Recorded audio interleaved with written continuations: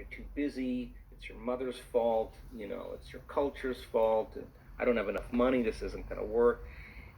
Those are the programs in there that are standing in the way between you and your future. So then nerve cells that no longer fire together no longer wire together. So the act of observing those states of mind and body means you're no longer the program. You're the consciousness observing that program. So then to meditate, it means to become familiar with. So as you become familiar with those thoughts, you become conscious of how you speak, you become aware of how you act, you notice how you're feeling.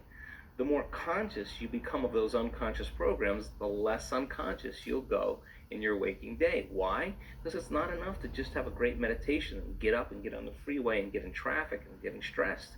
You just return back to the old self again. Our job then is to sustain that modified state of mind and body the entire day. And if you can, get ready, because something different or unusual is going to begin to happen in your life. And it will come as a coincidence or a synchronicity. And that's breadcrumbs from the divine saying you're on the path. Just keep doing it. There'll be another one. Just keep staying in that energy. And so teaching people then to understand that there's a formula that we now know, that if you apply that formula, you'll begin to see those changes. And now, as people are doing it more and more effectively, the results are going up as well. We just had Bond University. They just took a whole bunch of my brain scans from 10 years ago. Huge clinical study, a lot of analysis, and they're blown away by the speed in which the community can change brain heart coherence. They know how to do it. It's not something that's separate from them. They've practiced it enough times that they now know how to do it. So what's the significance of that? Well, really simple.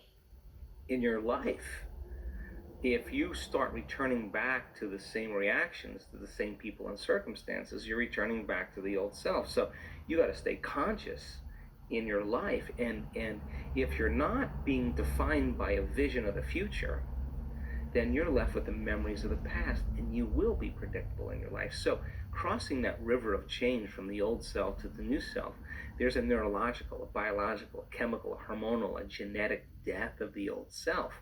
But if you teach people there's something on the other side, they won't give up on themselves. They'll keep going. So there's enough evidence to encourage people. And you can't tell me you're too old to do this work. You can't tell me you're too sick to do this work. You can't tell me you had a turbulent past, or that you're too overweight or too underweight or too out of shape, or you can't even tell me that you've never meditated.